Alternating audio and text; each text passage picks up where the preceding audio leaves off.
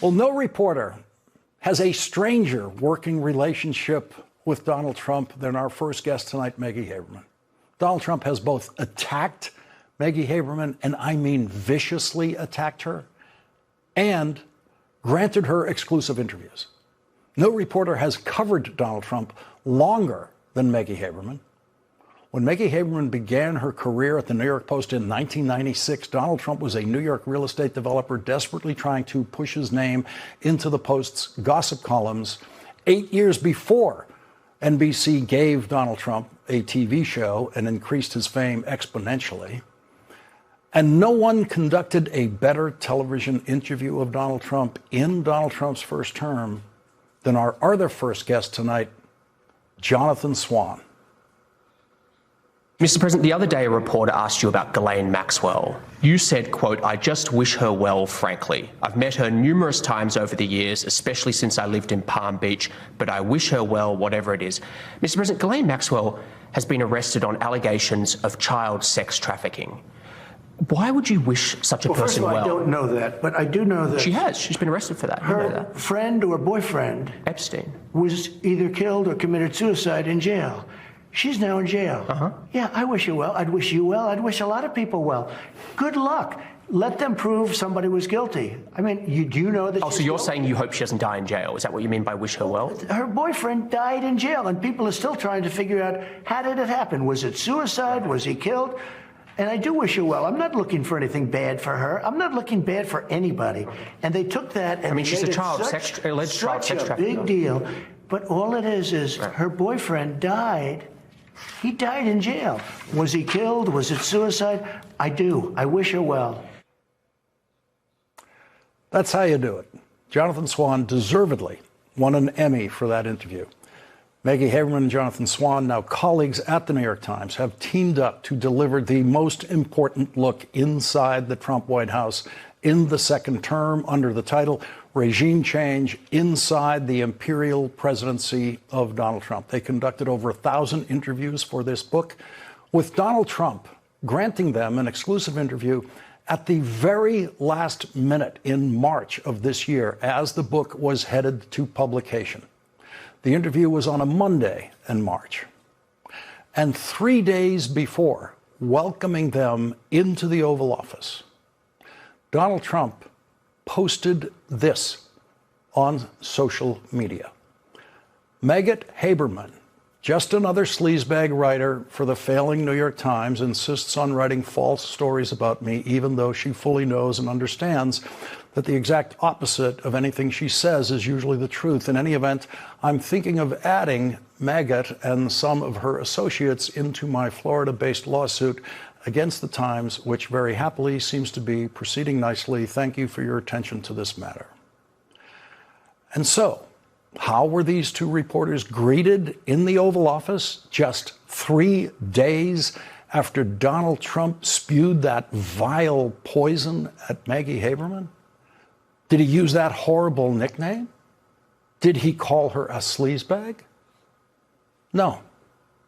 Trump entered the Oval Office from the corridor connected to his private dining room. He was in smiling salesman mode. "Nice to see you," he said, gesturing for us all to sit down opposite him at the desk. It was the 17th day of his war with Iran. 13 American service members had already been killed, and more than 200 had been wounded. Thousands of Iranians were dead, including the Ayatollah Ali Khamenei.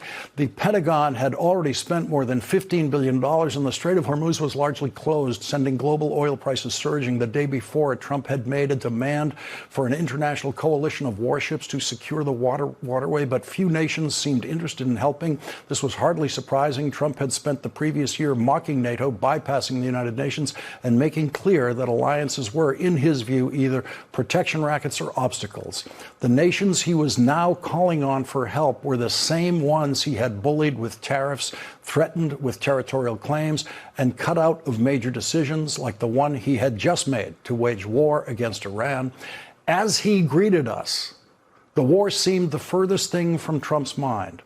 On the Resolute desk, instead of a map of the Middle East, were printouts of maple trees. "I'm ordering trees for the White House," Trump told us. "I know how to buy good trees. Maples. Trump held out another printout. The headline screamed 339 billion all-time views of Trump TikToks. Can you believe it? The president asked us. Then Trump showed us two final printouts, rendering from different angles of the grand ballroom he was building on the White House grounds. He was in a convivial mood.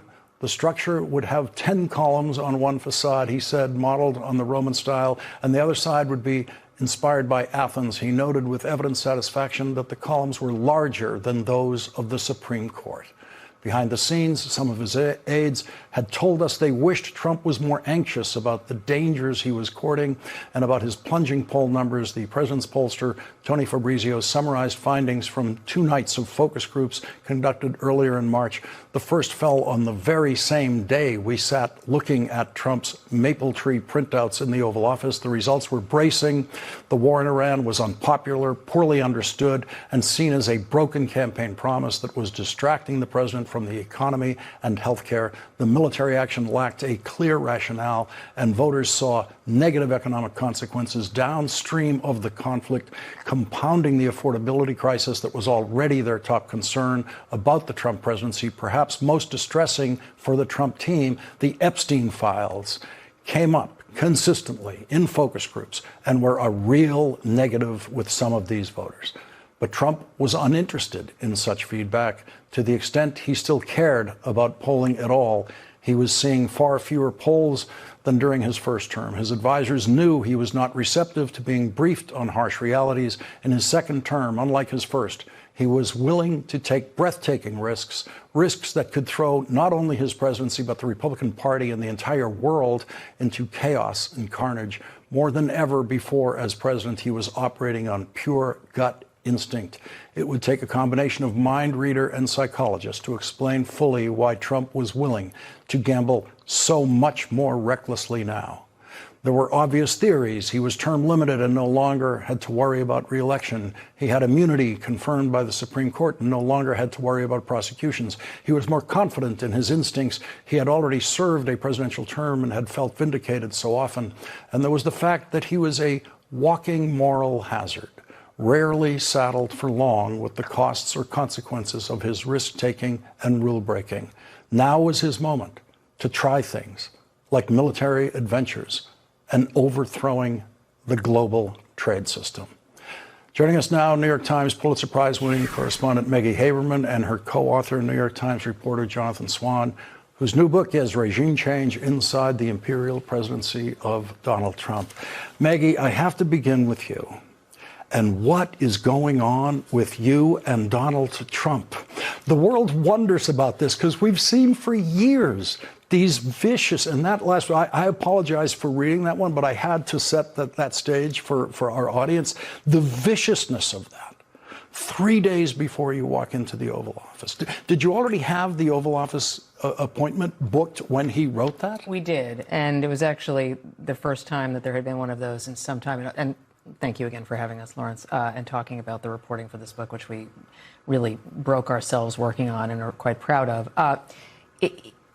The only way that I can describe that action is a hip check, right, ahead of this interview. He was essentially trying to lay down a marker. Some people told us that people we had fact-checked different material with had gotten him spun up and in a heated mood about what he might get asked about. And so he was laying down a warning flag, and we'd both been on the receiving end of attacks from him. He is, in my view, a subject I cover. We have spoken to him in the course of our daily reporting during news events and at either press conferences or on Air Force One or so forth. But we have actually spent very little time talking directly to him during this presidency, and that is a choice that we have made for a variety of reasons. But he has a specific fascination with the New York Times, and you know that. We've seen it over and over again. And I think just in his mind, he associates me with it. But for whatever reason, he never totally closes the door with anybody. And for our purposes, we had fact-checking questions we needed to ask him, and we needed to give him an opportunity to respond to, but we did not want it to be sort of open mic night in that kind of an interview where he was just going to pontificate. We asked a series of detailed questions, and he answered most of them. So when you started at the New York Post, what was your first interaction with Donald Trump as a reporter? Yeah, I've actually tried remembering my first one. I mean, the first clip that I have a byline on where he's quoted, I don't think it was me who spoke to him. I think there were three other names on the story, and it was after a Swissair plane crash. And he told whoever it was among us that had spoken to him that he had just gotten off the phone with one of the people who had been identified as having been killed in this crash. And I think it was a Swiss watchmaker or something. And he said that he was just about to start doing a product line with this person. I don't know whether that was true. It's obviously can't be verified. But he was in the ether. I was covering the rebuilding at the World Trade Center, and he did this plan about how he would unveiled something, how he was going to rebuild it exactly like it was. He did not own anything connected to the site, but he did want to be associated with it. When I started covering him most rigorously was in 2011, very end of 2010 and beginning of 2011, when he was looking at running for president. And that was the year that he started talking about birtherism in the middle of this proto-campaign or pseudo-campaign. And he watched his poll numbers take off. And the year later was the first time that he ever attacked me on Twitter. It's just what he does. So it's been a long, very similar ride, Lawrence. But I will tell you that I did a piece with Ben Smith when I was at Politico in 2011 about what Trump was doing and whether he was serious and whether he might run. And so much of that piece could have run at any point from 2011 until 2020. And one of the things that we talk about in this book is how much of this term has become the result of hubris, of his belief that he can get through any situation because he has before. But what you're seeing right now, particularly with Iran, is that he has a limited number of tricks, right? He has a limited number of tools in this kit. And it's coming up against reality and the limits of what he can bend it to. Jonathan, where were you when you read the Truth Social thing on Friday about Maggie, and what did you feel when you were reading that? He's done it so much that we were both expecting something. We knew something was going to come before the interview. There was no way. I mean, firstly, Is it at the point where you laugh at this? Is there any sting in it when you read it? I mean, the words are so ugly.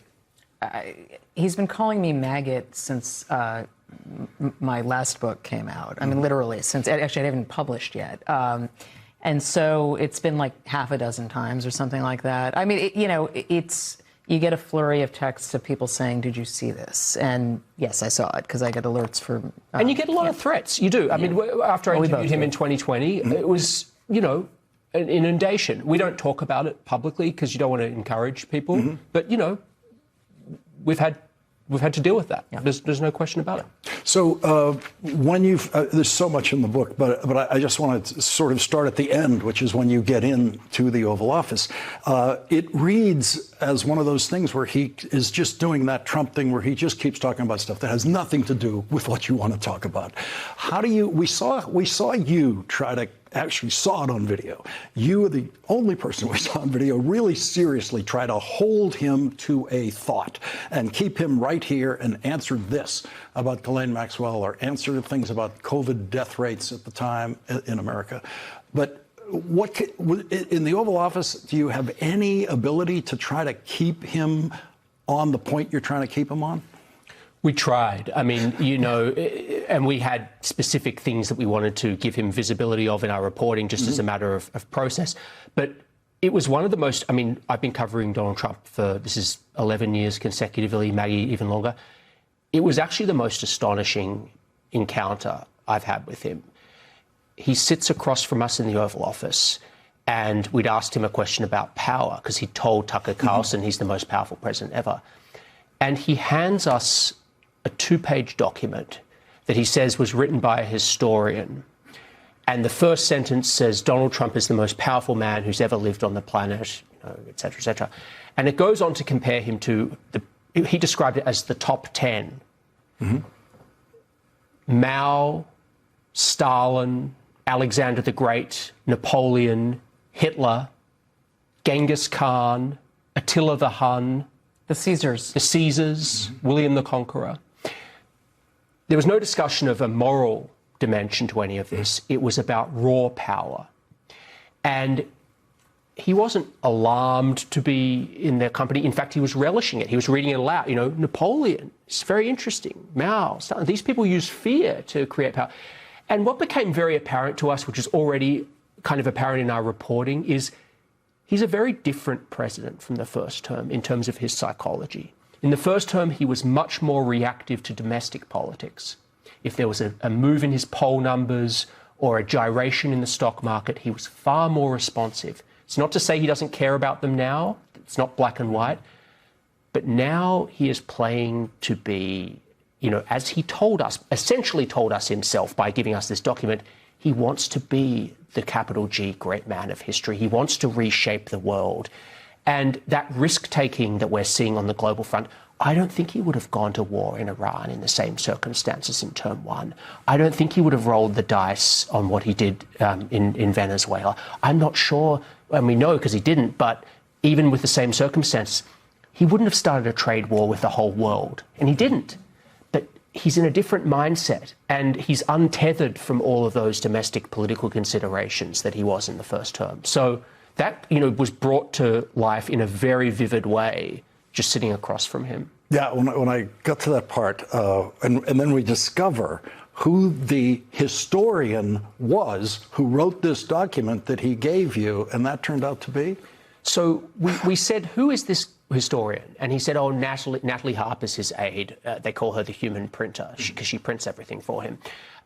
So she texts us this guy's name, Dave King. And so Maggie and I start Googling, who's Dave King? Is there a historian? We couldn't find any historians named Dave King. Anyway, long story short, I sort of, you know, go on down this rabbit hole. He turns out to be the former caddy, golf caddy for Gary Player, the South African golfer, and that's how he got to know Donald Trump. He's a businessman, whatever. So that was the coda to that story. This is where we have to give up to a commercial break for a couple of minutes, and I'm going to have more passages of this book for the audience. It is just an extraordinary piece of work. We're going to be back with Maggie Haberman and Jonathan Swan.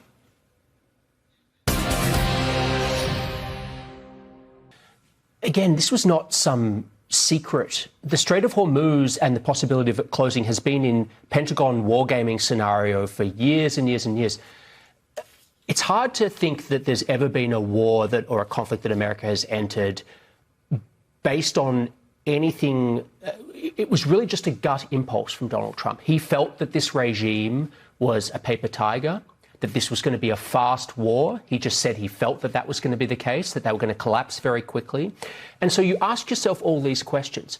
You know, as we've been doing our reporting, we've obtained a lot of classified information about the number of munitions that America has. We have spent down our critical stockpiles to an alarming extent. And so you ask yourself, how did this happen?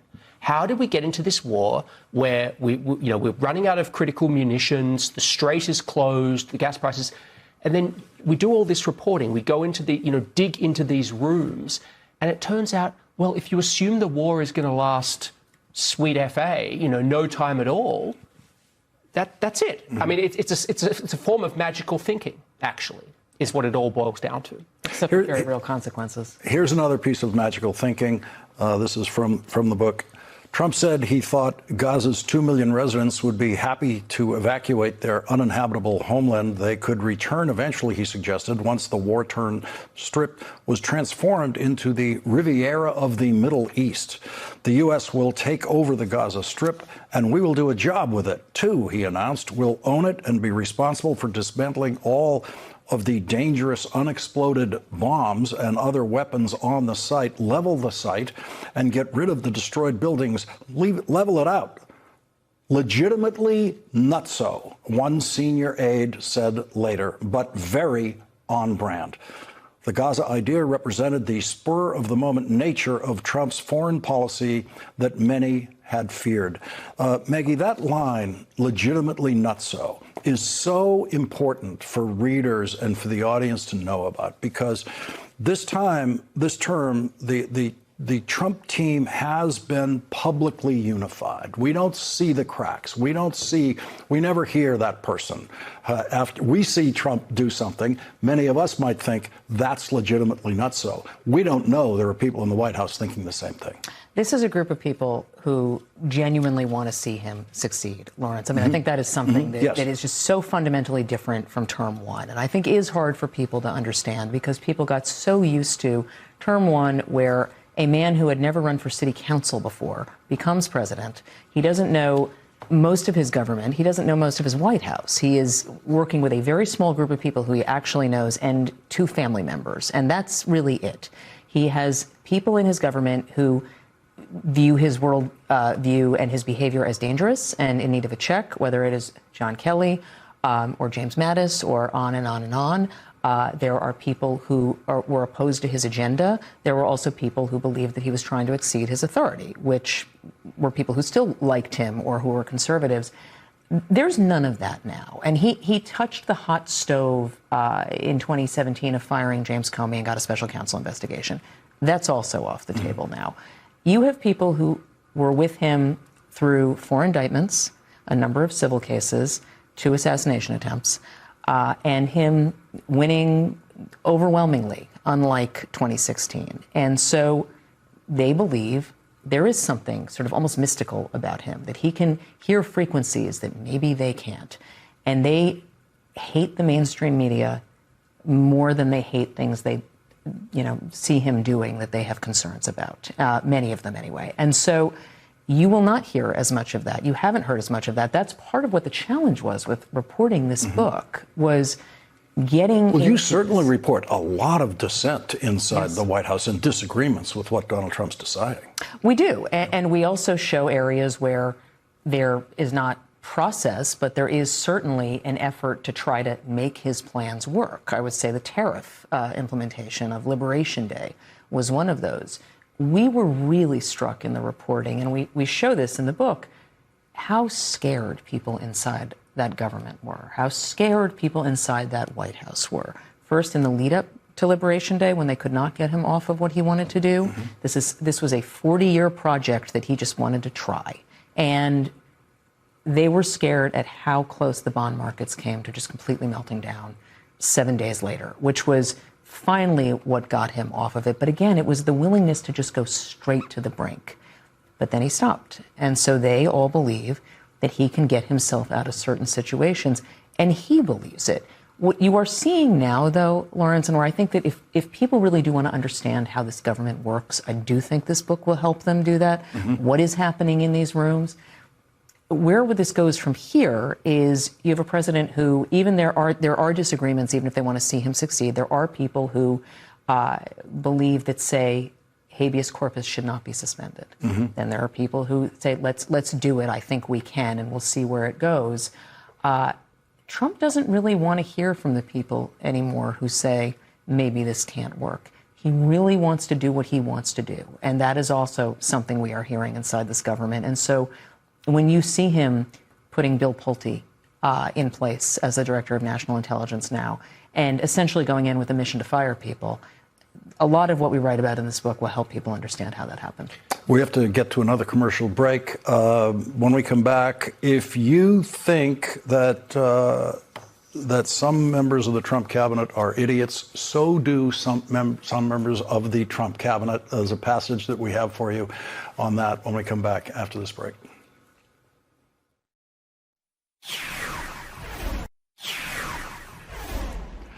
On page 37 of the book, Donald Trump says, "I'm not a big fan of Ukraine," Trump said, "except they're women. They keep winning Miss Universe." It was Ukraine that provoked Donald Trump's Secretary of the Treasury to call his Commerce Secretary an idiot. Meanwhile, the Ukraine minerals deal was also causing considerable internal dissension in the administration, along with rivalry and backbiting at senior levels. Howard Lutnick had told the president that Scott Bessent had screwed up the deal. Bessent looked at Lutnick's proposal. "This is a shitty deal. You're an idiot," he told Lutnick. Bessent went right back to the president and said, Howard's fucked up the deal. I had an uncapped deal and we're getting revenues, not earnings. Is that right? Trump said. They gave you that? Yes. At that, Trump started mocking Lutnick, sometimes in front of others, enjoying the sport. And we are back with New York Times reporters Maggie Haberman and Jonathan Swan. Their invaluable new book is Regime Change Inside the Imperial Presidency of Donald Trump. Jonathan, you got the greatest compliment a White House has ever given a book in the Inside the White House genre, created by Bob Woodward, honorably carried on by you. And this is the first time any White House in any administration has ever received such a book, accusing the authors of having obtained audio tapes of meetings in the White House, including audio tapes of meetings in the Situation Room, which is the White House way of saying this book, as far as they can tell, is 100% accurate. Is that because you have audio tapes of the Situation Room? We're not going to comment on the tapes. All we'll say is that it is notable that there haven't been denials of very specific scenes inside the Situation Room, which include extensive dialogue. You have, Maggie, you explain in the book the use of quotation marks. And you use quotation marks only if you got the statement from someone who was in the conversation or right there in the room when the words were said. Someone had to either say the words or hear the words for you to put it in quotation marks. Other statements are in there, they're not in quotation marks. It's someone giving you their best recollection of what was said there. But as you study the quotation marks in some of these one-on-one conversations, it seems, based on the rules, which you explained, the rules of quotation marks in the book, I would just leave it to the reader to see if you can figure out who might be the source of some of these. But what was your reaction to the White House just assuming it's so accurate they must have tapes? Again, We're not going to discuss sourcing, including their speculation that we've seen out there. But look, we were surprised that the vice president told Megyn Kelly really that the reporting was so accurate. And we have not yet had the White House say that anything is incorrect here. It doesn't mean they won't at some point. The book comes out tomorrow. But we worked really hard to make sure that this was accurate and that we were delivering the most accurate first draft of history that we could. And so, yes, that to have the only comment we have had from the White House so far be this is accurate reporting, we agree. So there's a lot of quotation marks around a lot of statements made by J.D. Vance and by Marco Rubio about this war in Iran. And it is very clear in your reporting that J.D. Vance is opposed to this war. He's opposed to it all the way along. When it gets down to the decision time, he basically says to the president, it's your decision, and whatever you decide, I will support. You know, I don't think this is a good idea. Marco Rubio is on the other side of that. Do you see any possibility with this kind of reporting that it's out there, what J.D. Vance's position was, what Marco Rubio's position was? Do you see that affecting their political futures, each one of them? So it's not clear to us at all that Marco Rubio will be running for president. No, and he says in your reporting also that he won't, that or that J.D. Vance is his candidate, and that makes a certain sense. And it could change, right? Lots of things change. But with Donald Trump, you have playing games with both of them, asking people, who do you think is better? Asking Rupert Murdoch one time, which one of these guys do you think is better? And Murdoch praises Rubio and not J.D. Vance, but he's playing games with people about who's the better candidate. Yes, and you're going to see a lot of that, I think, going forward. I do not think that is going to stop. In terms of the war, Rubio's view, I think, was somewhat less black and white. He, in our reporting anyway, he did believe that there were certain targets that they could meet, that regime change, obviously, he called bullshit in Iran, but that they certainly could take out the ballistic missiles program. That Trump has said various things about that since, obviously, but he certainly was not drawing the line that Vance was, at least directly to Trump. Vance was, most of the people in Trump's small circle in these discussions did not think this war was a good idea. But J.D. Vance was really the only person who directly took this to the president in a way that really wasn't especially helpful with him, for him, I believe, in that moment. It irritated Trump. Yeah, it irritated Trump. And so at this moment now, for Vance to be the one overseas trying to negotiate a peace, actually to a deal to a war that he didn't agree with, and that people broadly know that, it's not the worst political outcome for him, because obviously the odds that he can get that done are small, but he has, at least in his public comments, made clear that Jared Kushner came up with certain ideas here, or that, we have made some progress. But he is publicly not identified with this war, the same way certainly as the president. Whether he can navigate that line running for president, depending on what happens with this situation, I think is a big open question. It is absolutely true that this White House does not want to have the Iran war on the front page every day by the time it comes to September. J.D. Vance certainly needs it not to be if he's going to run. A quick last word. Well, the thing that was really notable about this White House compared to the first one is they keep talking about how they're the most transparent White House in history. It's a canard. They're actually incredibly good at keeping secrets. And So you discover in this book, yeah. Yeah, and what's really notable, take the war, for example. You have a tiny group of people that are running this country, 5 or 6 people in Donald Trump. The Treasury Secretary of the United States, the Energy Secretary, the 2 people who would have to handle the biggest oil shock in world history, they weren't in the room. Right. They weren't in the meetings. Tulsi Gabbard, not in the room. Not in the room. You are talking about a tiny group of people. And again, one of the things we try to do in this book is, if you're curious about how this country is being run, how decisions are being made, that's what you need to understand. I could go on, but the control room insists the network needs a commercial. This is the book of the year, Regime Change Inside the Imperial Presidency of Donald Trump. It's available everywhere. You can pre-order. Actually, you can walk into a bookstore tomorrow and finally get it in your hands. It's already #1 on every bestseller list that exists. Get your name on the waiting list at the library and get your hands on it. Maggie Haberman and Jonathan Swan, thank you very much for this book. Thank you for bringing it here tonight. Really appreciate it. Thanks so much for having us. We'll be right back with Andrew Weissmann.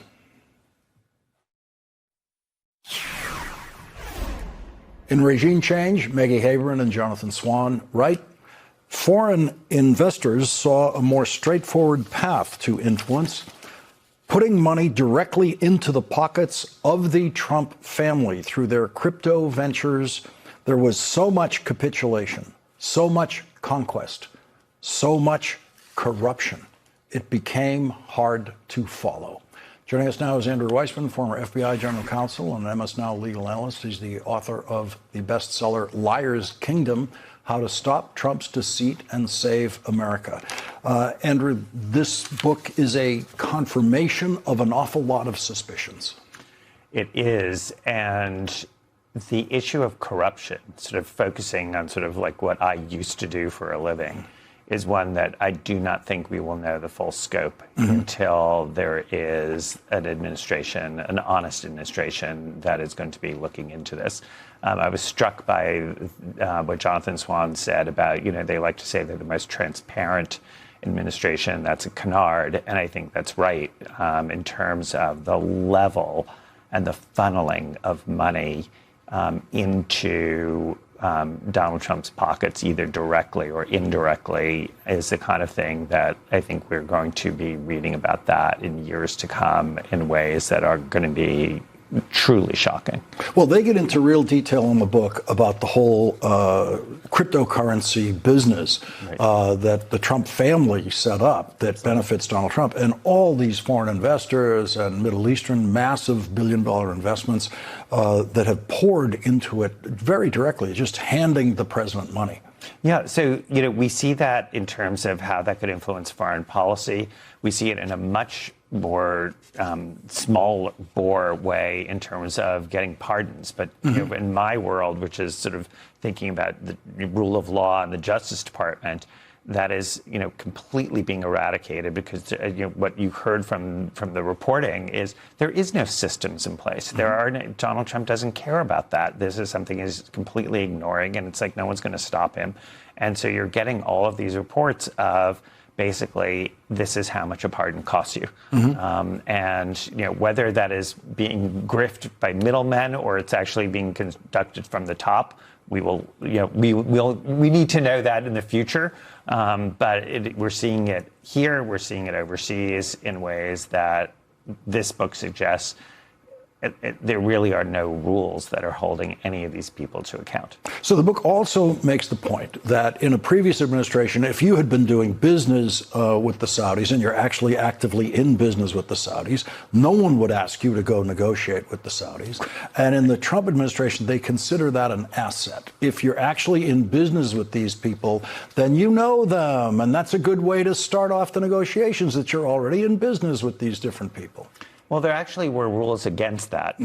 And, when I was investigating Paul Manafort during the Mueller investigation, and we were looking at his history, when he was working in connection with the Reagan administration, he had asked for a waiver because he had been working for overseas entities, but said, oh, I also now want to be working for you. And the Reagan administration was like, under no circumstances is that going to happen. You need to be solely loyal to American interests. There's America first. And that's a way of reminding people this is not a political issue. This is the way that, sort of law-abiding Republican and Democratic administrations have operated until now. I'm not saying that everyone has always been, above board, but that was the norm that was supposed to be adhered to. Here, you just have a real sense of that idea of, as Jonathan Swan said, when he could list 10, sort of leaders throughout history, there was no sense of morality in comparing himself to Napoleon and Hitler. That should be deeply worrying to people. Andrew Weissmann, thank you very much for joining us tonight. You're welcome. We'll be right back.